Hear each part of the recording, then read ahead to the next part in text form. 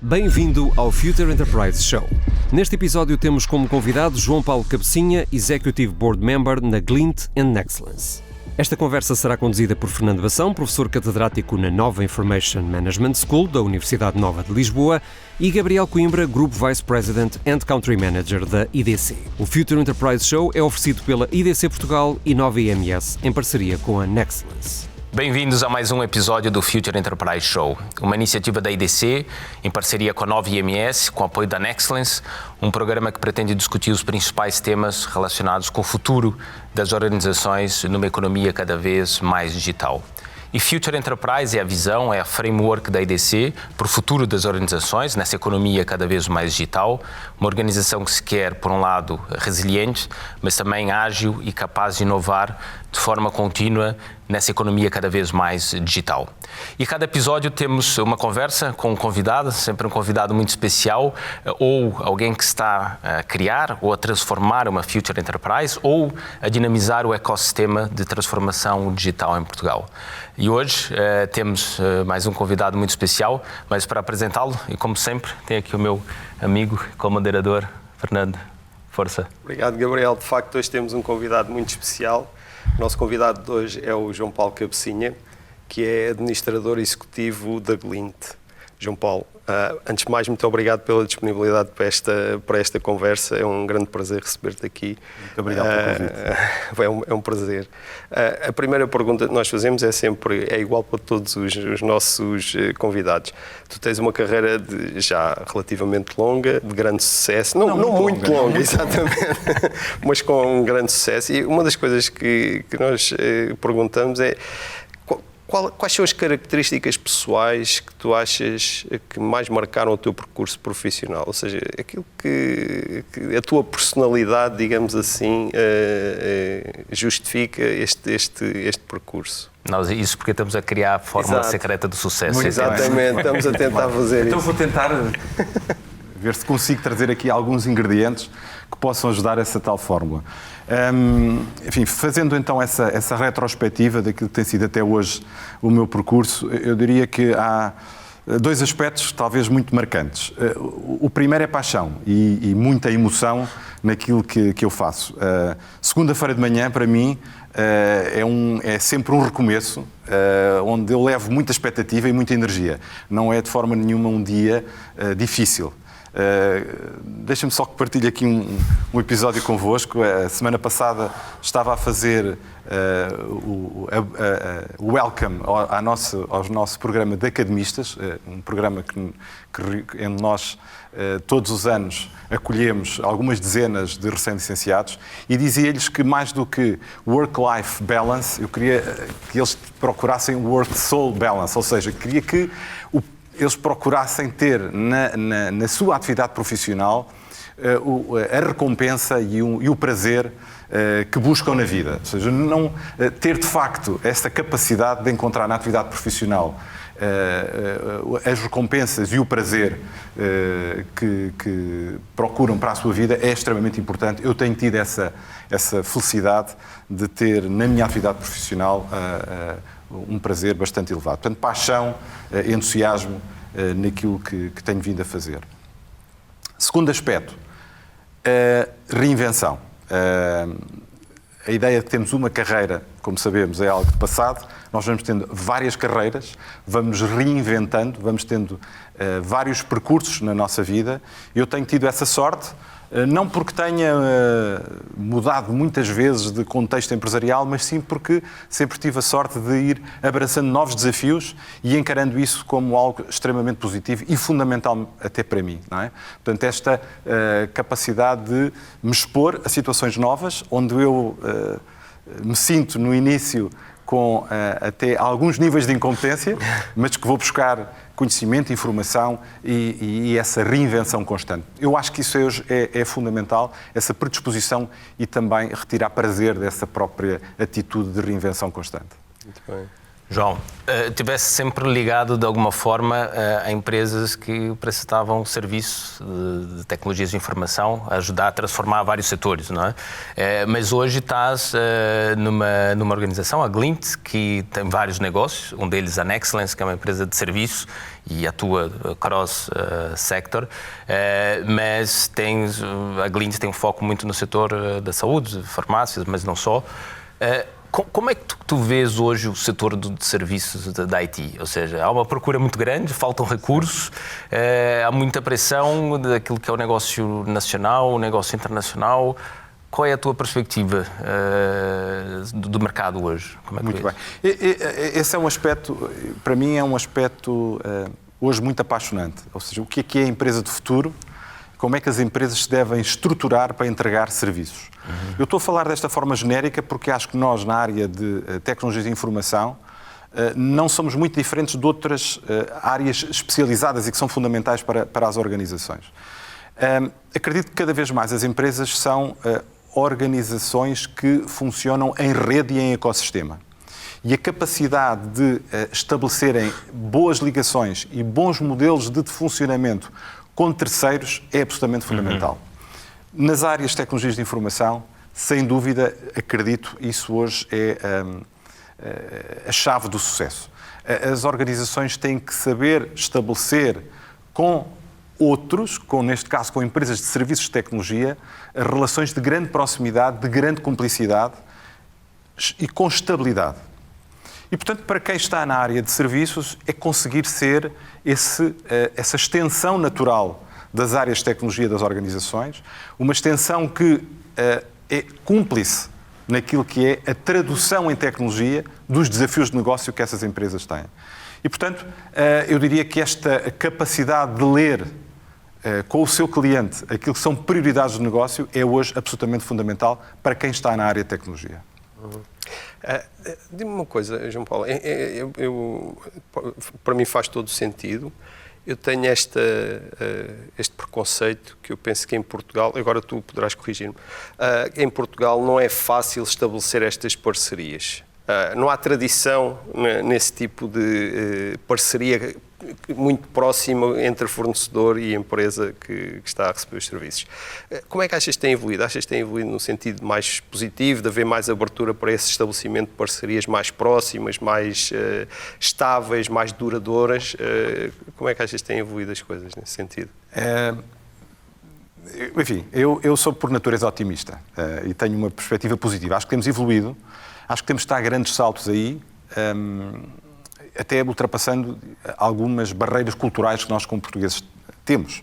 Somos bastante individualistas, isso nota-se, em particular quando estamos fora de Portugal e vemos outros países que atuam de forma muito concertada, reforçando-se mutuamente empresas que estão a explorar determinados mercados, quando estão fora, e portugueses têm dificuldade em fazê-lo. Estão sempre mais focados naquilo que podem ser as sobreposições do que aquilo que é a capacidade de explorar um mercado mais alargado e com outra dimensão. Mas, como eu digo, acho que tem havido uma evolução positiva. E a ideia de uma relação estável não é sinónimo de uma relação aprisionada, não é? O que é fundamental é que em cada momento se perceba quais são os objetivos que existem de ambas as organizações e que se procure criar condições para que esses objetivos sejam comuns às pessoas das duas organizações e que se perceba que o sucesso de uma consegue ser o sucesso da outra. Este aspecto é fundamental para nós termos rapidez e alinhamento. Novamente, um aspecto que muitas vezes aqui é descurado nestas relações de serviços em Portugal é a rapidez na execução. Privilegiamos muito uma discussão quase que exaustiva do custo, não é? Quando esquecemos o custo de oportunidade, Exato. Quando esquecemos que a capacidade de mais rapidamente executar nos permite a todos, e permite certamente à empresa cliente, a transformar em receita aquele investimento que está a fazer. Em outros mercados, enfim, eu tenho tido a sorte de trabalhar vários mercados, na Europa e fora da Europa, vê-se uma muito maior preocupação com esta capacidade de execução rápida e de resposta rápida a oportunidades de negócio. Acho que nós aqui ainda temos um caminho a fazer, mas, como digo, acredito que temos vindo a fazer um caminho positivo e que esse vai ser um desafio para os próximos tempos. Mas é um aspecto fundamental para a competitividade, não é? Sim, essa importância do time to market, nessa questão da velocidade do mercado, e que faz com que essa variável preço, obviamente, seja relevante, mas o que é importante é, de facto, conseguir entregar rápido, né? Porque o entregar mais rápido cobre rapidamente o eventual custo ou a discussão. Exato, por vezes nós estamos a discutir o preço tanto tempo que nos esquecemos do custo da própria discussão, não é? E o contexto alterou-se. Exatamente. Portanto, já o desafio que queríamos responder já está velho. Já se modificou e, portanto, temos que voltar a uma base zero quase para conseguir identificar aquilo que é necessário para este novo contexto. Acho que este aspecto é um aspecto cultural e, como aspecto cultural, demora tempo a ser transformado, mas acredito que é absolutamente fundamental. Deixa-me só dar-vos aqui mais uma nota sobre o tema da relação das empresas de serviços e focando então aqui nas áreas de tecnologia, com as organizações que hoje precisam desesperadamente de aumentar a capacidade de execução com tecnologia dos seus projetos de negócio. Há sempre aqui esta dicotomia entre uma contratação muito técnica daquilo que são recursos ou competências ou aquilo que era no passado um outsourcing global das áreas de tecnologias. Enfim, acho que está evidente que nenhum nem outro caminho são os que melhor dão resposta e, portanto, esta ideia de uma extensão natural daquilo que são competências internas através das empresas de serviços e com modelos de multisourcing parece-nos que é o caminho a seguir. Esta ideia de extensão tem um pressuposto que é a existência de competência de análise e decisão no cliente e eu sublinho muito isto. Para qualquer empresa de serviços é fundamental que haja capacidade e senioridade de decisão em tecnologia na empresa cliente para que depois se possa estabelecer uma relação saudável. Se o cliente não tem essas capacidades, é muito difícil de estabelecer-se uma relação de confiança, porque a dependência... E é preciso ter uma maturidade muito grande para comprar esse tipo de serviço, ou seja, porque há aqui dois extremos, né? Comprar o recurso ou comprar um projeto de outsourcing. Agora, o que está aqui no meio nem sempre é difícil o cliente conseguir comprar bem, porque não está a comprar um projeto, está a comprar uma equipa, uma extensão à sua equipa. Vê-se já a maturidade no mercado para esse tipo de... Vê-se as grandes organizações em Portugal, e nós temos tido a sorte de estar envolvidos em alguns desses projetos, já se vê esse nível de maturidade. As empresas perceberam que, de facto, hoje, ter recursos séniores que consigam falar uma linguagem de negócio dentro das suas organizações, mas consigam depois transpor isso para a tecnologia, é um ativo fundamental. E eu acho que este é o principal investimento que as empresas têm que fazer. É nestes perfis que fazem uma boa ponte entre as áreas de negócio e aquilo que são oportunidades de tecnologia, ajudar a construir essa visão de negócio. E depois, a capacidade de execução é externalizada. É externalizada porque é necessário flexibilidade, é necessário hoje uma diversidade de competências tremenda, que não é possível, por muito grande seja a organização, tê-la in-house. E já agora, em relação às grandes organizações, eu também vejo algum movimento nesse sentido, mas uma grande organização que ainda não conseguiu fazer esse caminho foi a administração pública. Ou como é que tu vês a administração pública a fazer esse caminho? Porque há uma tradição muito de contratar recursos, não é? Recursos e... Estamos a ver, e nós temos estado muito envolvidos com vários organismos da administração pública, também aqui estamos a ver uma evolução muito positiva. E temos tido a sorte de trabalhar em vários modelos de parceria verdadeira e com resultados muito, muito interessantes. Eu não queria estar aqui a mencionar algum, porque acho que poderia ser injusto para outros, mas temos visto na administração pública, nos últimos anos, um caminho muito, muito positivo. Aliás, os desafios agora que se colocam também com a execução dos novos quadros de apoio, o PRR e mesmo os quadros de apoio comunitário, obrigam a que haja uma atitude diferente perante aquilo que é a construção das capacidades para executar esses fundos e fazer os projetos de transformação que a sua criação está subjacente. E, portanto, eu vejo que na administração pública, hoje, já não temos uma situação, eu diria, tão clássica de contratação de recursos, mas sim já uma lógica de buscar verdadeiras parcerias, de projetos geridos de forma bipartida entre cliente e fornecedor. E, portanto, vejo aí também já muito bons sinais. Muito bem. Só notícias positivas.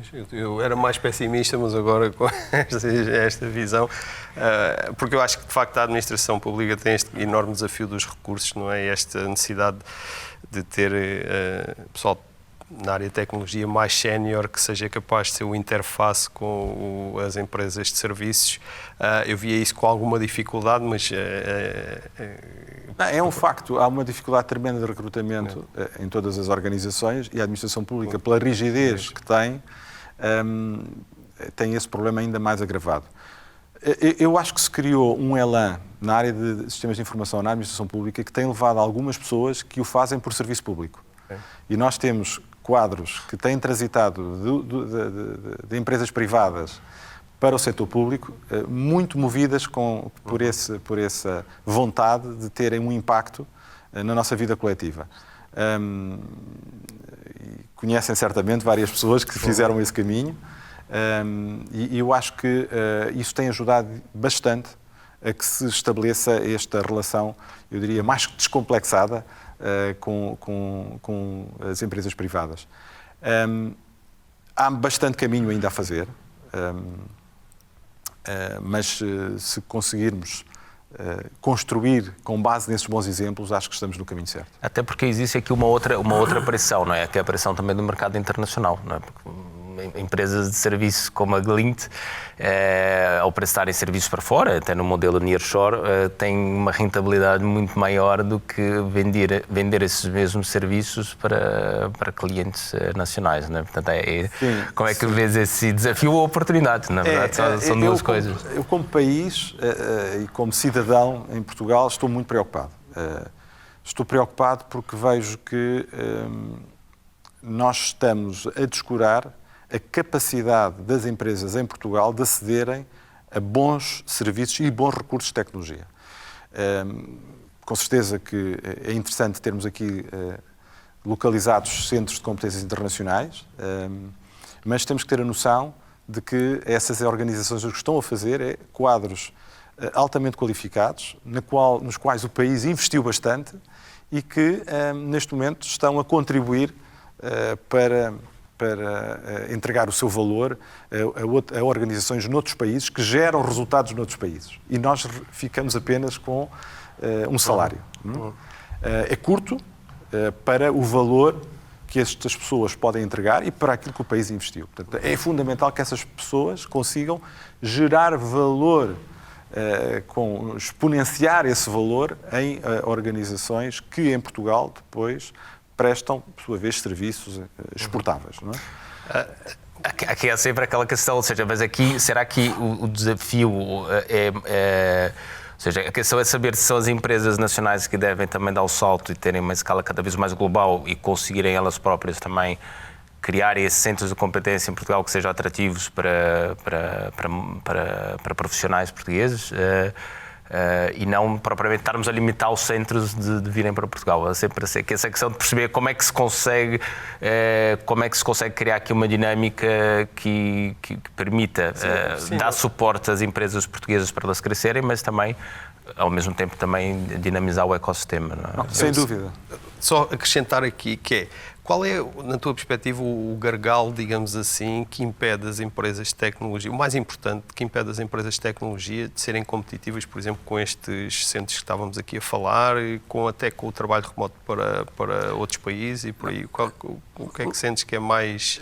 Eu ia só me permite só completar aqui o que o Gabriel disse, porque aquilo que eu comentei sobre este risco para as empresas em Portugal é uma face da moeda, não é? Certo, sim. E a resposta é: nós devemos de continuar a apoiar as empresas portuguesas que têm capacidade de se internacionalizar e de vender os seus serviços num mercado mais global. Essa deve ser uma preocupação. Não estou a dizer com isto que não devamos continuar a apostar em localizar centros de competência, mas se só apostamos todas as fichas nos centros de competência, podemos secar a nossa capacidade de entregar serviços em Portugal. Os centros de competência são, sem dúvida, uma oportunidade também para as empresas de tecnologia. Se elas perceberem que não se podem ficar apenas reféns do mercado nacional. E, portanto, há uma oportunidade hoje, até enfim, pela banalização do teletrabalho, de nós, com modelos híbridos de nearshore e de localização também nos mercados de destino, mas com modelos híbridos de explorar oportunidades, clientes, mercados internacionais. E essa, de facto, tem que ser o caminho para as empresas tecnológicas se quiserem manter-se competitivas com os centros de competência que estão localizados em Portugal. De outra forma, só apostando no mercado português não há condições para mantermos competitividade. Esse é um aspecto que nós, na Glint, temos muito claro e no nosso plano estratégico há claramente a ambição de aumentar significativamente o peso de serviços para mercados fora de Portugal. Portanto, achas que, ou seja, vai haver aqui ou seja, estamos numa fase de transição onde as empresas de serviços nacionais vão ter que também prestar serviços para fora e as empresas nacionais que recorrem a serviços da IT vão ter cada vez mais também ser mais globais para conseguirem pagar mais. Exatamente. Portanto, estamos nessa fase de transição. O que estavas a dizer é que não podemos só postar de um lado para secar o outro, mas conseguir criar aqui um equilíbrio para que as duas partes... Não é um equilíbrio virtuoso. Esse equilíbrio é fundamental, porque empresas portuguesas, de facto, que não tenham essa capacidade de se internacionalizar, vão ter muita dificuldade em aceder aos recursos de tecnologia, nomeadamente, mas também outro tipo de recursos. Nós, enfim... Que temos hoje consciência de que não é já só na tecnologia que este fenómeno se está a verificar. Nós temos unidades de serviços partilhados que se localizam em Portugal e secam pessoas com perfis financeiros, administrativos, diversos. E, portanto, esta necessidade de acelerar a abertura da nossa economia, projetando as nossas empresas para outros mercados, é fundamental para também depois, globalmente, podermos, de uma forma sustentada, subir os níveis de remuneração e a qualidade de vida das pessoas, dos portugueses. Portanto, acho que este é um aspecto para nós essencial, não é? Essencial. Nós temos estado aqui a falar muito do talento, dos recursos e por aí. A Glint é uma grande empresa, tem que estar sempre, digamos, atenta a este tema e certamente com necessidades de contratação permanente. Qual é que é a vossa estratégia, não só em termos de, digamos, atração e retenção de talento, mas também um aspecto que começa agora a ser cada vez mais importante, que é a política do trabalho remoto, ou parcialmente remoto, ou completamente no escritório. Como é que vês este tema? Como é que convencem um jovem ou uma jovem a entrar na Glint e como é que garante que eles não saem? Pois não sei. Eu sei que aqui há segredos que não se devem referir, mas não há segredos. Eu acho que nós temos que partilhar intensamente todas as ideias sobre este tema e, novamente, voltemos à atitude. Hoje, o mundo é de partilha. E acho que este é um dos desafios principais que temos, é como criar ambientes virtuosos que sejam atrativos para os nossos jovens se desenvolverem e se realizarem plenamente. O tema do teletrabalho é uma pequena dimensão de um outro eixo que é a flexibilidade, que é um outro eixo que é a realização no mundo profissional. E acho que este aspecto primeiro é como conseguir criar condições para que um jovem, agora estamos a falar de um jovem recém-licenciado, que é a nossa principal foco de recrutamento, enfim, também pessoas mais séniores, mas aí é onde tudo começa, e criamos condições para que ele se sinta plenamente realizado e todos os dias, como eu digo, à segunda-feira... Para que tenha tal paixão. Chega com paixão à empresa e não a pensar... agora tenho mais 5 dias aqui, quem me dera que fossem 4, enfim. E este é o grande paradigma que nós temos. Eu acredito que há aqui que fazer um trabalho muito estrutural até na forma de organização das empresas. A organização burocrática e hierárquica da empresa está ultrapassada. Bem sei que não temos ali à mão outro modelo muito fácil de implementar, mas temos que gradualmente ir introduzindo aqui e testando modelos alternativos. Nas áreas de serviços é mais fácil, nas áreas da indústria é mais difícil, mas mesmo na indústria nós temos bons exemplos de que são modelos de organização de trabalho diferentes. Esta preocupação tem que estar presente todos os dias na gestão das organizações. Como criar entornos de desenvolvimento para que cada uma das pessoas, individualmente, se sinta acolhida, se sinta respeitada e acredite que tem ali um espaço de realização. Acho que esta é uma resposta, esta que nós temos que ir sempre buscando. E não temos 2 casos iguais. Para uma pessoa, isto significa um conjunto de aspectos, para outra significará outras coisas.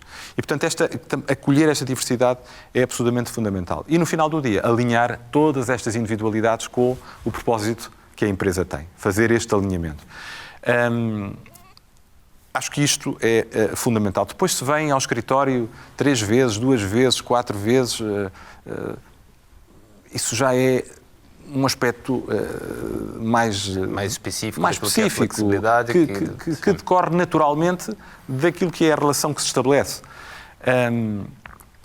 Nós acreditamos que é fundamental manter esta relação pessoal entre equipas, entre colaboradores, entre pessoas que coordenam, entre coaches e cada uma dos trabalhadores ou colaboradores da organização, mas achamos que isto é já um aspecto concreto, particular, de uma relação diferente que se deve procurar estabelecer com cada uma das pessoas.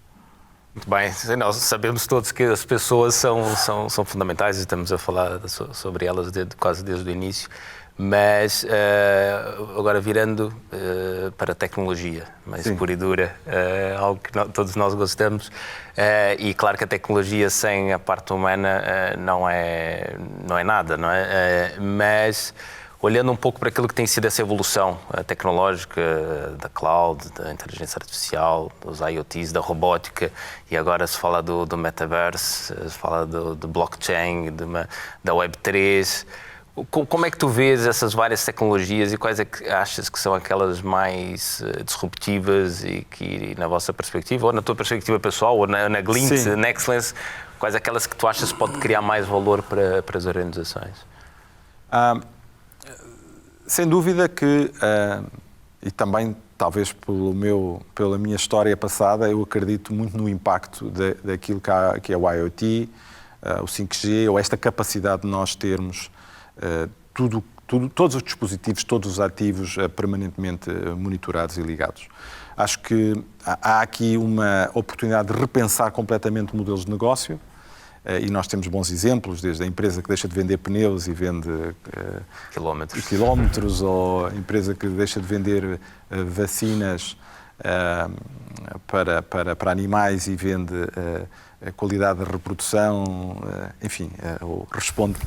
Temos aqui, e são alguns projetos onde nós estamos envolvidos, responde de facto a necessidades que estão mais diretamente implicadas com aquilo que é a atividade das empresas e permite repensar totalmente esses modelos de negócio. Portanto, acho que esta é uma área que nós vamos ver aqui transformações importantes.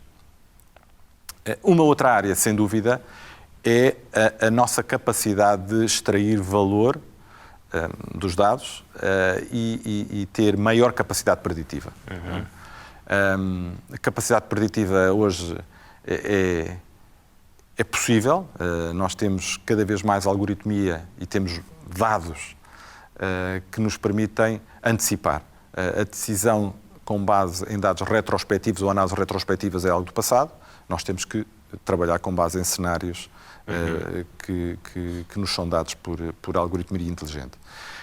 Acreditamos também que essa é uma área de grande transformação para a forma com que as organizações gerem e pensam o seu negócio. Bem. Bom, nós já falámos aqui sobre o futuro um pouco sobre o futuro das empresas de serviços de IT e por aí. Já falámos da questão do ecossistema e da importância desses ecossistemas. Já falámos do tema do talento e da própria forma de organização das empresas e a necessidade de encontrar modelos diferentes.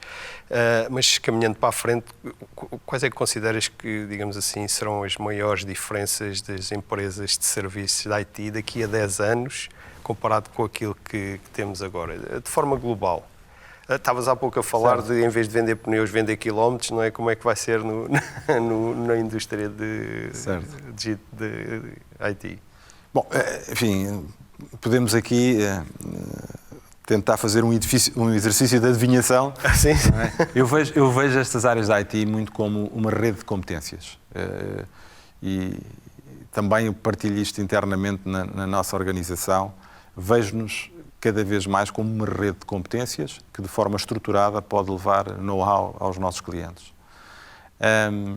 E isso significa que temos constantemente que estar em aprendizagem, estar sempre a ganhar novas competências e que temos boas metodologias, sólidas metodologias para tornar esse conhecimento acionável e útil para os nossos clientes. Portanto, eu diria, são empresas que têm estas duas valências. Por um lado, know-how e know-how diverso, know-how em rede, não é know-how em silos. Eu sublinho muito isto porque acho que é e nós que vemos tecnologia, vemos, enfim, muito cartesianos, normalmente gostamos muito de dizer, digam-nos o que é para fazer, não é? Nós fazemos e não gostamos de ambientes mais fluidos. Mas nós temos que saber trabalhar de uma forma muito aberta, cada vez mais com pessoas de outras especialidades, também das ciências sociais, como sabem, não é? Porque o impacto real da tecnologia mede-se pela avaliação que as pessoas fazem da tecnologia, não pela tecnologia intrinsecamente. Portanto, esta integração com ciências sociais é cada vez mais um tema fundamental para as empresas também de tecnologia. Enfim, os user experience já estão a entrar, já estão a fazê-lo, mas nós temos que o fazer de uma forma mais intensa, também pela cada vez mais interfaces naturais na utilização da tecnologia, mas, portanto, dizia, esta rede de competências e depois sólidas metodologias que garantem que estamos a extrair valor, não é?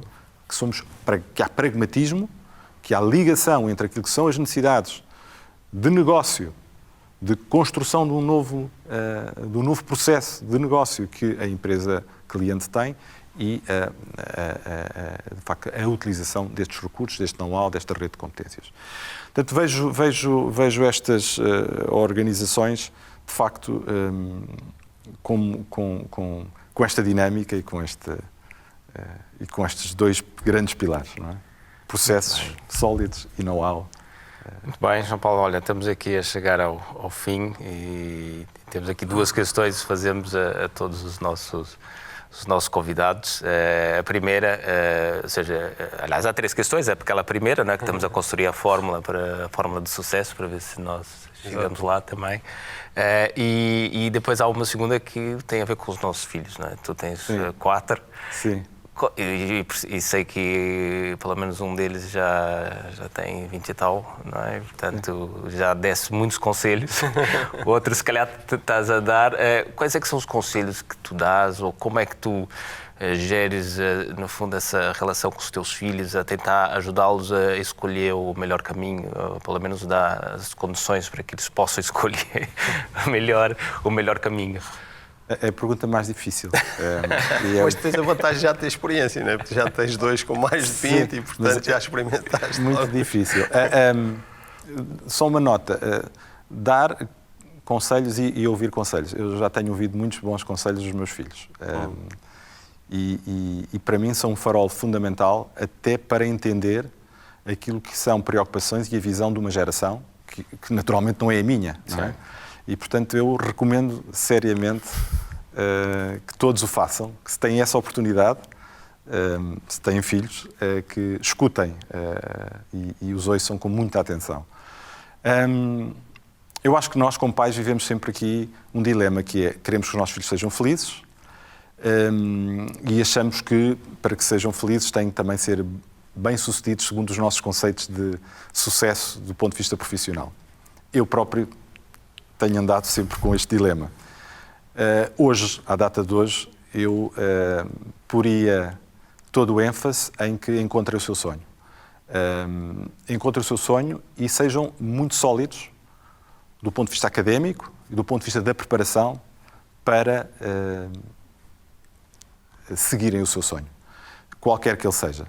E, portanto, não recomendo, vão para a área de Data Science, porque agora Data Science está, ou para uma área que está super quente aqui do ponto de vista de necessidades de emprego. Acho que o que é fundamental é, de facto, ter consciência de que, se não colocamos paixão na nossa atividade, dificilmente vamos ser bem-sucedidos e que hoje não há sucesso sem forte preparação, forte investimento em adquirir conhecimento, em adquirir experiência nessa área. Portanto, ser muito consequentes, ser bastante hardworking a seguir o seu sonho. Portanto, qualquer uma das áreas, desde que haja paixão, mas depois é preciso muito trabalho para conseguir ser muito bom nessa área. Ser bom, não é? Isso. Muito bem, fica aqui o conselho. Não sei se concordam. Não. Parece uma boa abordagem. A última questão também é semelhante para todos os nossos convidados e tem que ver com sugestões de leitura. Íamos pedir 2, 3, mais livros que queiras, livros ou filmes ou até websites, podcasts, aquilo que, digamos, livros que possam ter impactado a tua visão do mundo, da vida, podem ser mais relacionados com a profissão, mais pessoais, aqueles que venham à cabeça. Enfim, esta, como é uma pergunta repetida, eu ontem à noite pensei nisto e queria só partilhar aqui convosco uma ideia.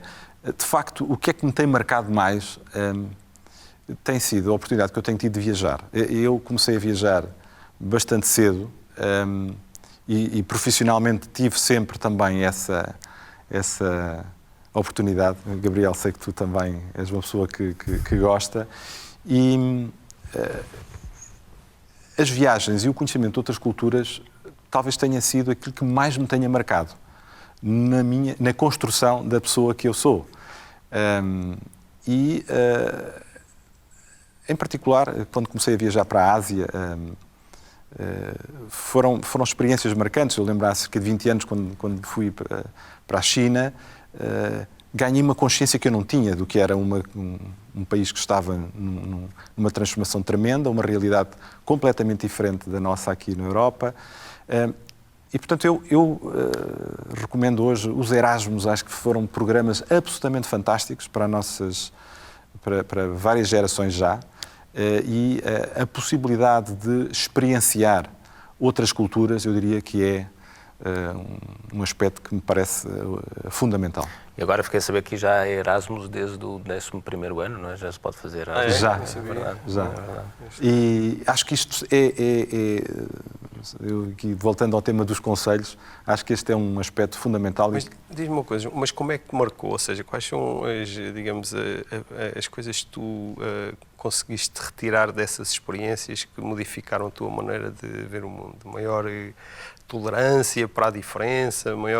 Que forma é que impactou? Sem dúvida, tolerância para a diferença, o perceber que há diferentes formas de encarar problemas, desafios, de viver, de pensar a vida, perceber que nós muitas vezes estamos aqui centrados na Europa, pensamos que somos o centro do mundo, há outras centralidades tão ou mais importantes que a nossa, que estão a fazer outros caminhos.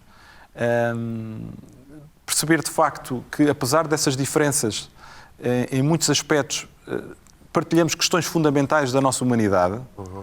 E, portanto, acho que esta leitura, como pessoa a mim, enriqueceu-me certamente bastante. E, portanto, eu acho que esta possibilidade, acho que devemos de a criar, se não a temos, de forma mais espontânea, e acho que é um investimento fundamental para nós, como pessoas e profissionalmente. O tema dos livros... É curioso que as viagens e os livros, que são duas coisas, não é, que nós investimos e depois ninguém nos tira, não é? E fica para sempre. Não é? São experiências, não é? Mas, Gabriel, e é engraçado porque eu, quando olho retrospectivamente, as melhores memórias que eu tenho são de viagens.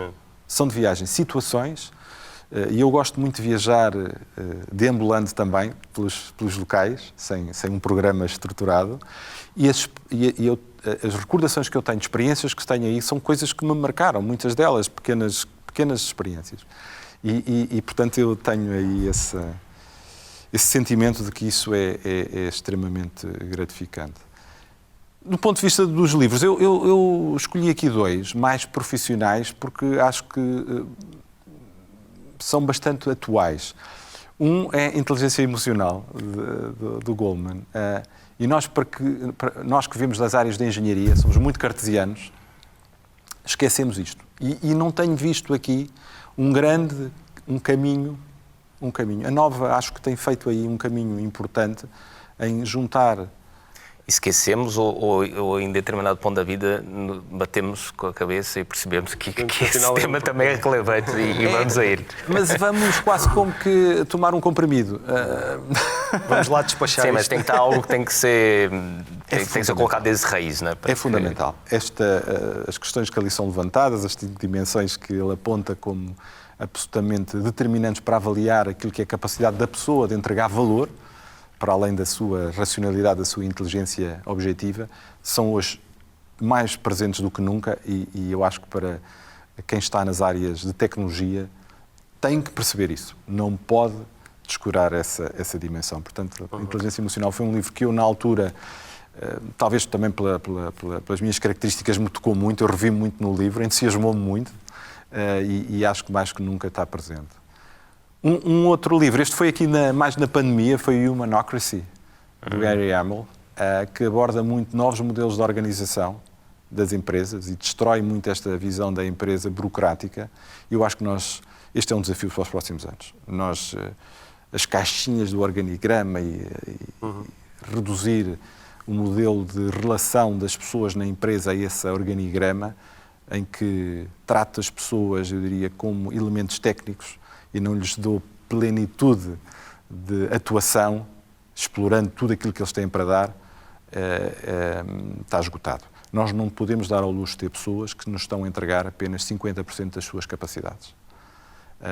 Enfim, ele até é um bocadinho mais dramático, diz que, de facto, na maior parte das organizações, as pessoas entregam ainda muito menos do que podiam, e nós temos que encontrar esses modelos que permitem que cada pessoa, que hoje está formada, está informada, se for motivada, está disponível para contribuir em múltiplas dimensões, temos que construir organizações que nos permitam fazê-lo. Portanto, este Humanocracy eu também gostei muito. Eu tenho lá o livro, mas ainda não li.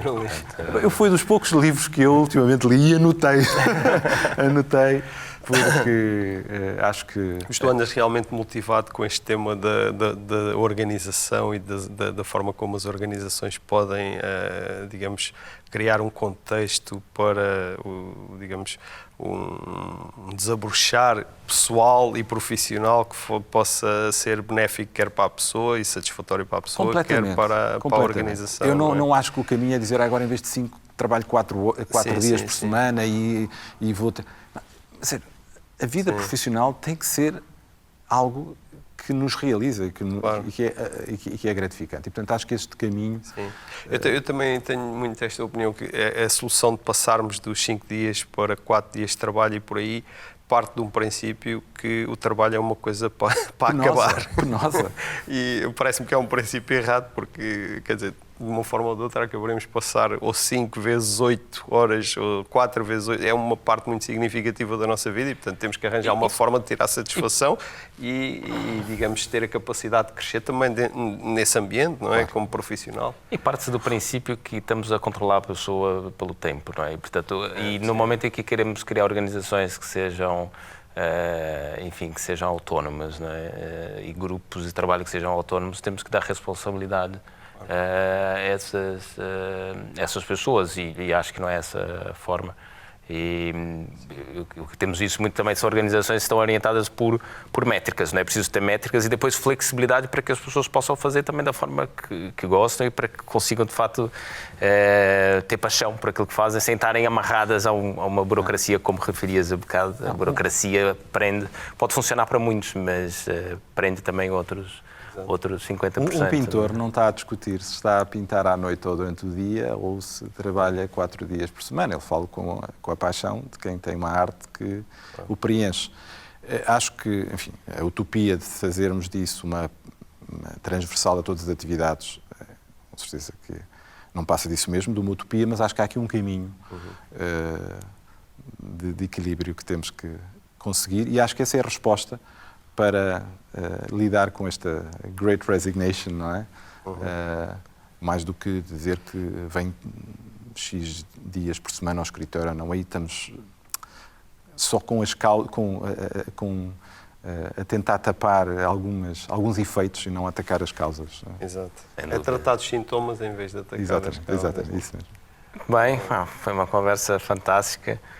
João, acho que começamos aqui, tocasse aqui num ponto que nós também consideramos muito relevante e temos visto também vários dos nossos convidados o tema da paixão, não é? Mas depois também o trabalho, não é só fazer aquilo que se gosta, mas depois também trabalhar e colocar esforço. E depois falasse também muito aqui na questão das equipas e na questão de conseguir criar uma relação com os clientes, como uma empresa de serviço, né? Criar esse ecossistema, essa relação de parceria, que depois, e acabamos por falar muito sobre pessoas, né? E depois a forma como se vai gerir essas pessoas que vão criar essa organização Glint, Nexlence ou outras empresas de serviço que vão ter que trabalhar com outras organizações num modelo de cooperação que vai obrigar cada vez mais com os temas de automatização, com 5G, com a IoT que referiste, vai fazer com que aquelas funções mais operacionais sejam passadas para as máquinas e vai obrigar cada vez mais a nós, como seres humanos, sermos mais criativos. E o trabalho realmente vai ter que passar por aí, como dizias, ou seja, não vamos ser pintores, mas vamos ter que ter capacidade ou ter condições para que a nossa criatividade e a nossa paixão venham de cima, para que de fato as equipas sejam de alta performance. Assim, resumida daquilo que disseste, acho que... Sem dúvida, a nossa humanidade seja o principal elemento que estamos a entregar, a se alicerçado em conhecimento, como eu digo, sólido. E o aspecto que tu referiste é muito importante, porque às vezes pensa-se que, faço com paixão, não tenho trabalho. Não. Significa exatamente o contrário, porque eu tenho paixão, trabalho. Só que o trabalho é algo natural. E no mundo hoje não há nada que seja fácil. Exige conhecimento, exige estudo, exige trabalho. Não é? Agora, se está a ser feito numa direção que me apaixona, custa menos. É prazer. O caminho é um prazer. Exato. O caminho é um prazer. E isso é muito... Bem. Não, e foi um prazer também essa conversa. Sem dúvida, da minha parte, queria também agradecer ao João Paulo. Foi uma conversa super interessante. Como seria de esperar, fiquei muito interessado neste tema das novas, digamos, estruturas organizacionais que podem apoiar um desenvolvimento mais rápido e mais harmonioso, digamos assim. Penso que temos aqui material para outras conversas que eu tenho a certeza que iremos ter no futuro, mas foi um gosto enorme e, mais uma vez, o nosso agradecimento pela disponibilidade por esta conversa. Obrigado aos dois, para mim foi muito agradável. Obrigado, João.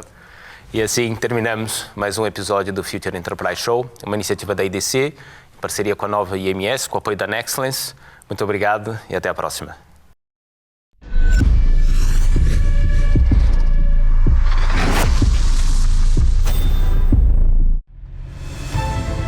Nexcellence by Glint, uma parceria para criar o futuro digital, com respostas baseadas em experiência, com dimensão e ambição, com uma visão global e talento nas competências mais inovadoras. Nexcellence, powered by Glint. Knowledge to empower.